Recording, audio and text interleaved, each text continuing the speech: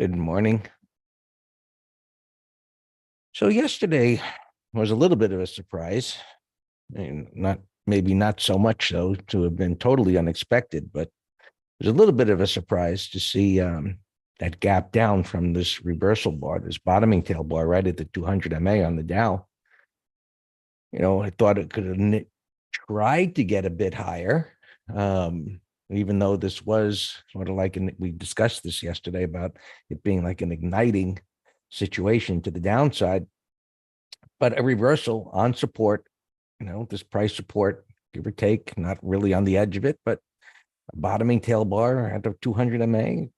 Could you go up a few points? Well, it gapped down and it tried to stabilize and didn't. So now it's really like on the edge. It's hard to believe this is going to hold at all. I think more likely it should come down lower. And we got a few days left in this month. You look at the monthly chart, you got a big red bar suggesting it's going to go lower. So one of the attributes of a bearish market is that red bars get ignored. And so red bars after green bars after red bars suggest at least stabilization and a minor turn, and this was ignored. So no matter how you want to look at it, through what technical eyes you want to assess things, price action like this enforces a bearish bias. And it doesn't mean things won't bounce. And so the title, can the S&P get to will it bounce before the S&P gets to the 200 MA? Well, we see the Dow is already closed below it. The transports send an alert. If markets move down early this morning, this could be a heads up. The transports reach the 200 and support to see if it bounces from there. Don't need to watch it. Just send an alert there and see if it reacts. So looking at the ETF, there's more stocks in here than there is in the transports, and that's already broken down. So, while we look at this because we can trade it, looking at it as far as a view of the 200 MA and support and resistance isn't the best. Better to just use what the majority are looking at, and that's the cash. But you can see this is already down, was down 12%, 13%, 14%. And so, just as far as what the media might eventually start thinking, and we'll see where this ends, but as I drag this down to this support to see the percentage, because they're all going to be interested in dragging the whole thing, in some 20% decline in something. And that obviously would be quite far away. But if it was to get down here, and they call this now in a bear market, I'm not saying it would go down there, but if it does, and seeing where that shapes up, it'd probably be the bottom, at least a short-term bottom anyway. So looking at spiders, seeing where they're at, see the same gap down there. And we went through this yesterday. So there's an unfilled gap here. So I should set alert.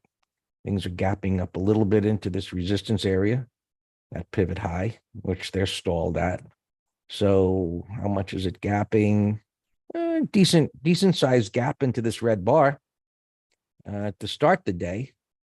So gapping more than halfway into this bar, breaking lower. So you look at this and look at last night. It was like, okay, gap down here or come down here into this unfilled gap. See if you can bounce from there. But we're getting this minor gap up where it is right now, about halfway. So it's a pretty far distance down here to that 200 MA. It's not going to get there today. Considering where things have been, we want to look at our internals. and they are aligned. And just looking at where the breadth was before on this down move.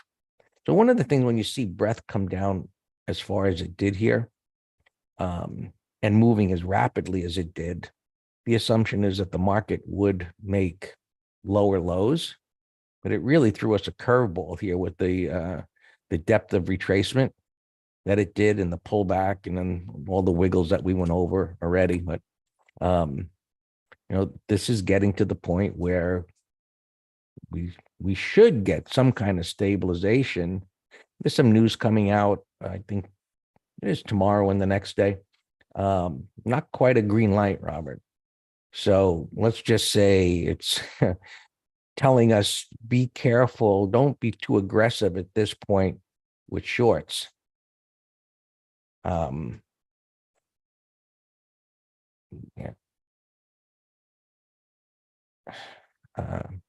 Just reading some comments. So eventually it will most likely get down here. Part of discussion in the green room yesterday, if you recall, McGraw pointed out the large open interest expiring at the end of the week. Actually, someone else had asked about some collar, JPM collar that gets rotated every couple of months or so, every month. Anyway, the large open interest in SPX down at 4210, that's expiring on Friday. And what they're going to do as far as rolling it, so by Friday, there's going to be, it could be a move one way or the other, could drive it down there if it's not down there yet, but it'll be an important point level to pay attention to. And that is just above the 200 MA. You can see on SPX. These are the levels that I chose today. So gapping up here, right really in the middle of the range. It's not really a no-brainer. Can it get up to 43.35 today? I doubt that. And it's pretty good resistance area. So this 56 points is the 5-day average range that it's been trading in, and it's expanded. Remember up here, it was at around 35. So ranges are expanding. You want to take that into consideration. So, from where it's not where it closed now, that's I put this from where it closed, but now it's going to open here. So if it was able to go sideways and break above that range, I'll get to the futures, but you know what it looked like on SPY. If it was to break above that range, it could get up there, but it's in a pretty big resistance area, which you can see this cluster of bars right here. So it's unlikely to get above that. Down below, and, I'm just thinking, looking at this, could be an iron condor day, as being where prices are and where they would have to reach one way or another. Eventually, the expectation is prices will go lower before this is over. Again, our internals here are telling us, a bounce is probably not far off. At the futures, just a little inside nothing day. They are on some support here. What we would call a minor support. Major support is down at the pivots, and in a bearish market, they typically go down there. Now, this is close to the 200, but it's the futures contract, and the rest of the world is looking at this as they assess the market. Not that futures contract. Futures traders are looking at it. So, one of the things that, we comment as far as technical analysis is it's, a self-fulfilling prophecy. Meaning, if the majority are looking at something, what's the majority? Well, when you look at the S&P 500, SPX, you could say the majority of people are looking at that, and the Dow, as far as, market assessments, the NASDAQ 100, the most popular indices.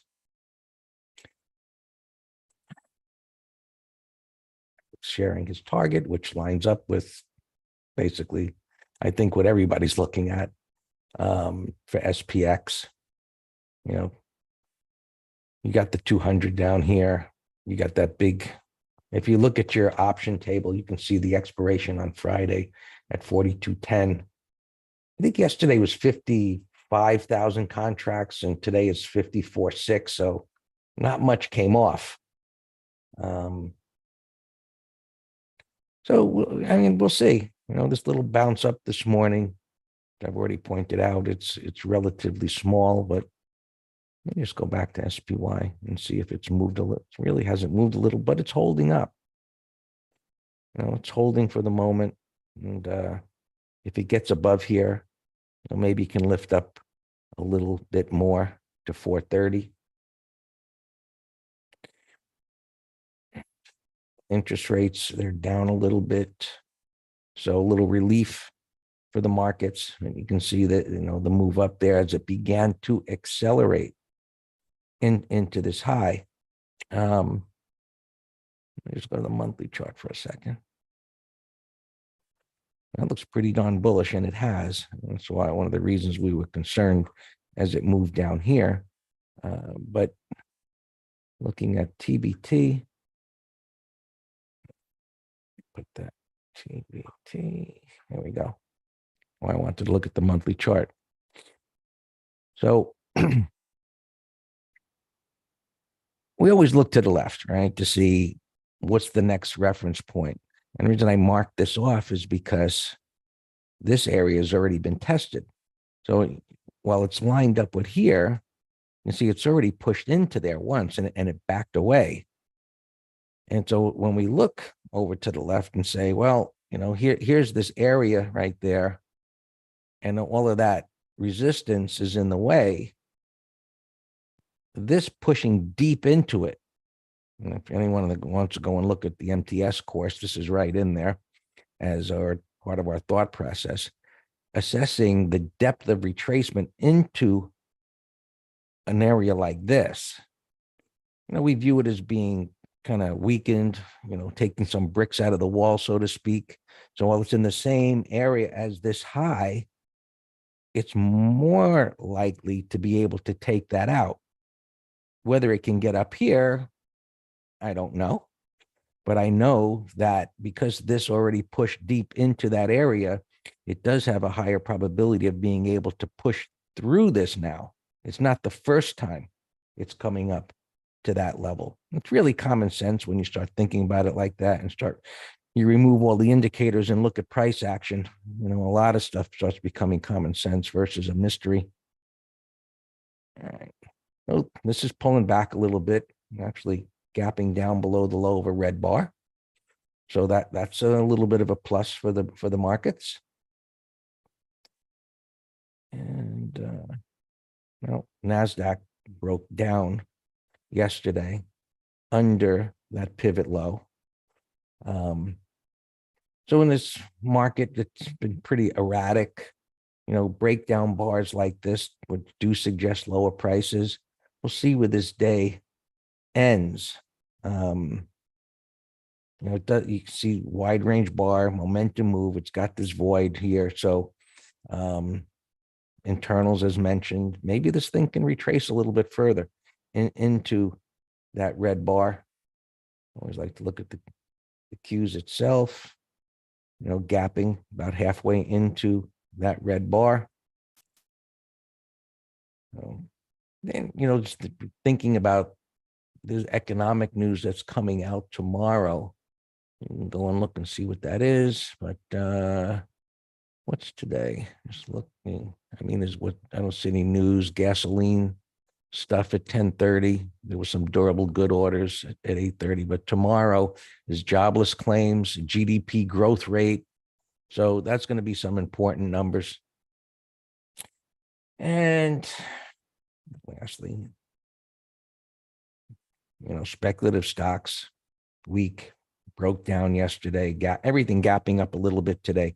So a little bit of a relief. The size of the gap is pretty good into that red bar. I mean, that closed on its low. You would imagine that There are traders that were short overnight, with a bar closing on its low like that, with an expectation for going lower is reasonable. And now it's gapping up. That could fuel prices pushing up a little further. Some short covering. Bitcoin having a pretty good day. Really wild price action in that recently, but so far starting out pretty bullishly. And well, gold doing nothing. I mean, it's back down to the bottom of the range. Silver going down, and oil up. So, oil, bullish trend, and we're looking at, and this is where institutions, where else can they go right now other than looking at energy stocks that are in a bullish trend. So looking at, those stocks that are comprised in XLE, XES, OIH could be where money will flow into and be more reliable as far as buying pullbacks and breakouts, since that's where the institutions are looking to put some more money back to work. That's it from me. We'll see where the day ends. All yours, Dan.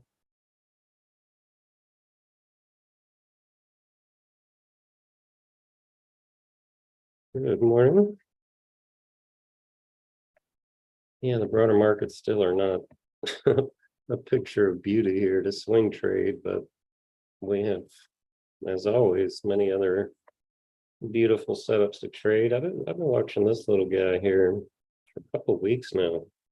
Big old W bottom. My up alarm just went off. Not a lot of volume. Today's Wednesday, it's over Friday's high. I like that as a bottoming pattern. IP I had posted as a 1, 2, 3, and shoot, I don't like when they leave the station without us. So I posted that as long calls. So let me tell them to hold off now. Because I don't want them buying an inflated price, but that's what I posted.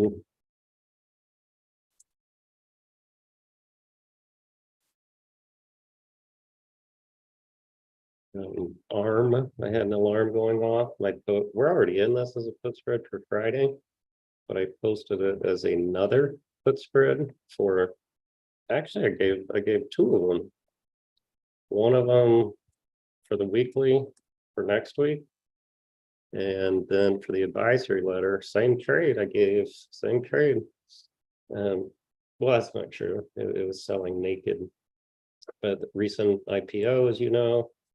Even though there's not a 20 on here, it's climactic from the high. And that's a beautiful, I'll call it 4-bar reversal. Robert, when I meant inflated, I meant just talking about the gap. And we have a rule that says if something's gapping over the entry, then you can buy a 5-minute high unless the 5-minute high is excessive. Now, the term excessive is a relative term relative to that pattern. And I'm just saying it's already up here. So look, just draw a horizontal line right there. I'm saying that's excessive. Would you buy the stock at this price at the market open? And not following our methodology, you wouldn't. It's an excessive gap. We got to wait for a pullback and reversal intraday. All right. So that's what I'm telling them. Don't enter at the market open. I will watch it for them on a 15-minute chart I got on the other computer. All right, so ARM I like. Let's put ARM here. I mean, I'm mad that IP is doing this because that was a fantastic setup. This one's still good to go.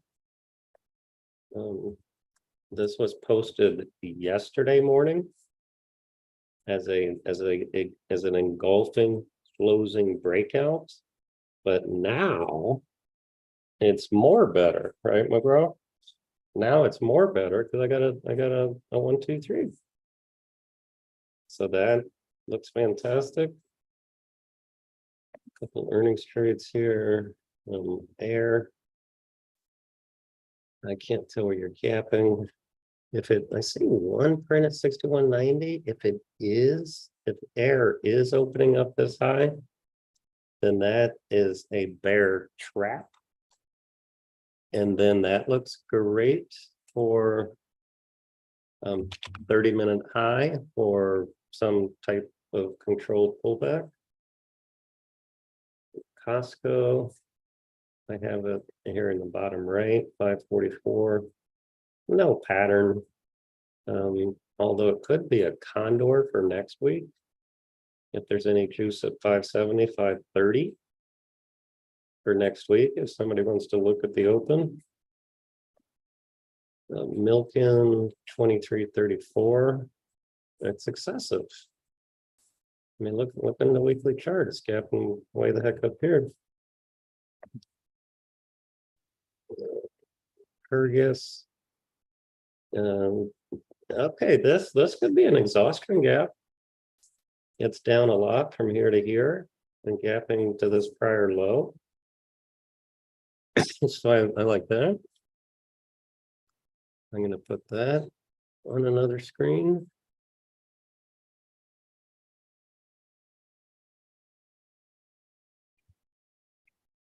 Kyrgyz. CTOS. Wow, that thing got slammed yesterday. I did not see that yesterday. And it looks like it's opening flat here. So there are probably some inside information. They didn't want to hold over earnings.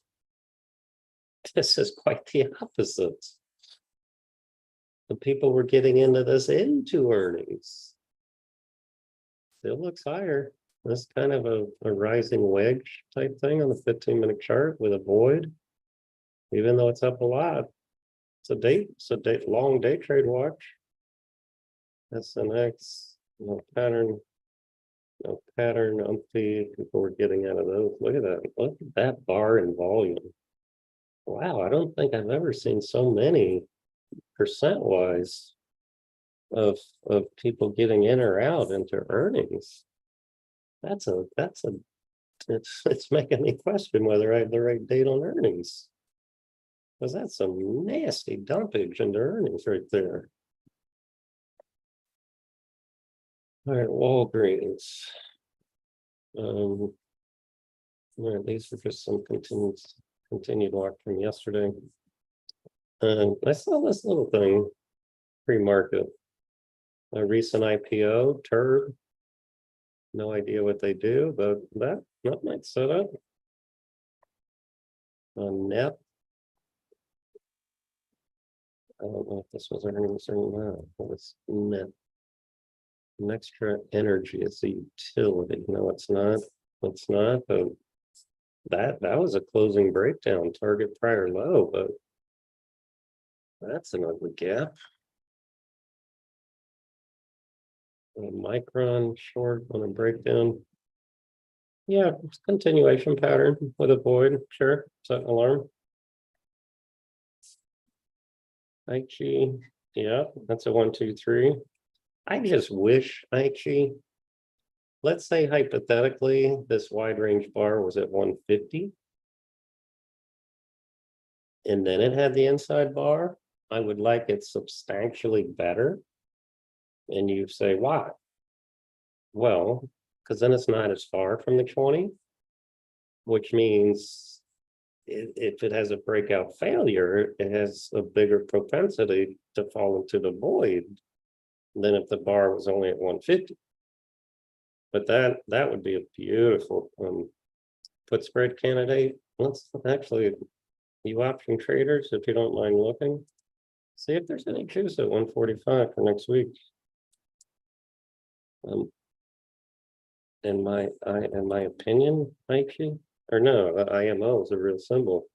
That one I like better for the reasons that we just talked about. And look at this, the beautiful rising 2050. Now it's technically not a 1, 2, 3 the way we define it because of the tail, but I'm okay with that.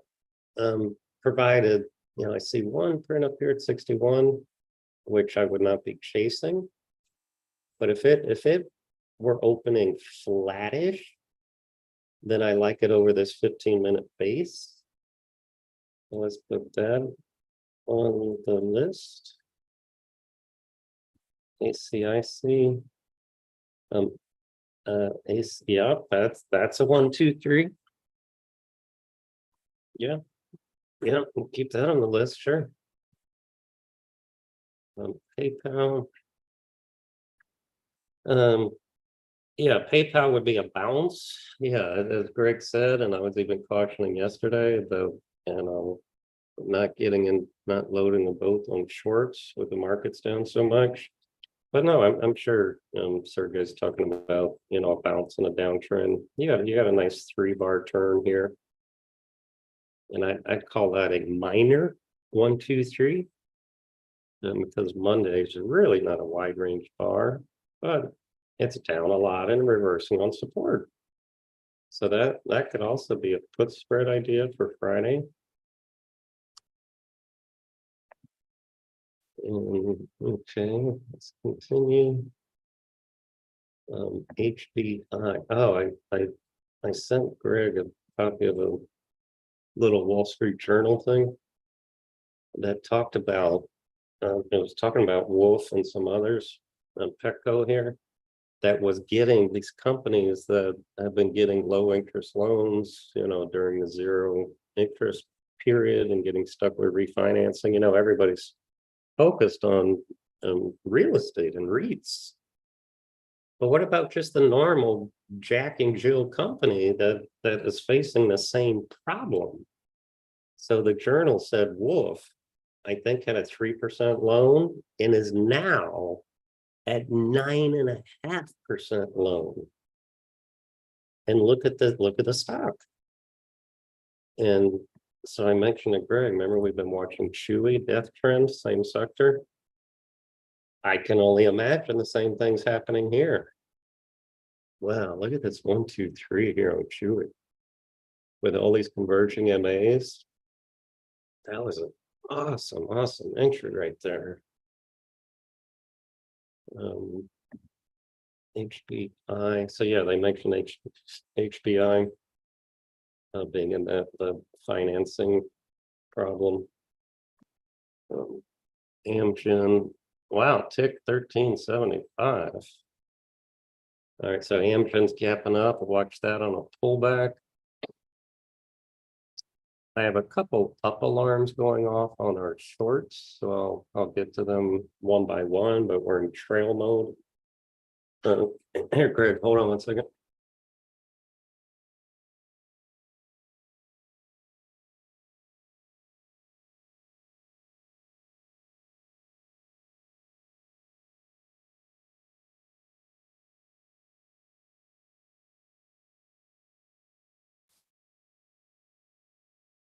All right, so yeah, we were talking about Amgen yesterday. Nice little buy setup.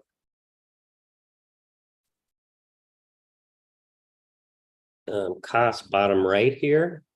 Buyers are sure stepping up. That's a put spread alarm. Yeah, Stephen, the gap's too big on IP, but that was one of my favorites. And AVY, I don't see anything to do there.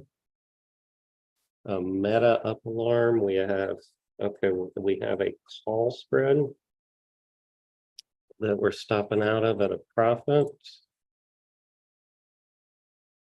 Let me make sure that was the real alarm. Yeah, Meta, yeah, 301.12. So we have the 312.50s. Let me get the price.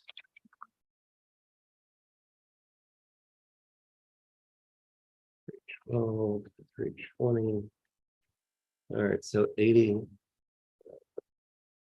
So 83 cents. I'll stop that out.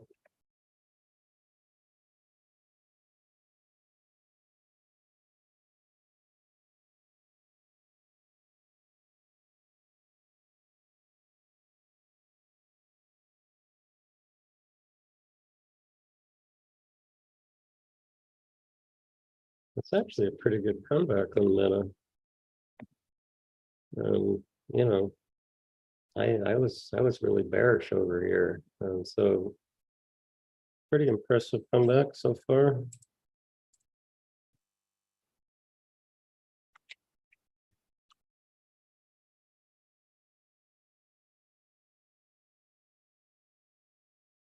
And we put on a NVIDIA put spread yesterday, so that's coming back. ARM.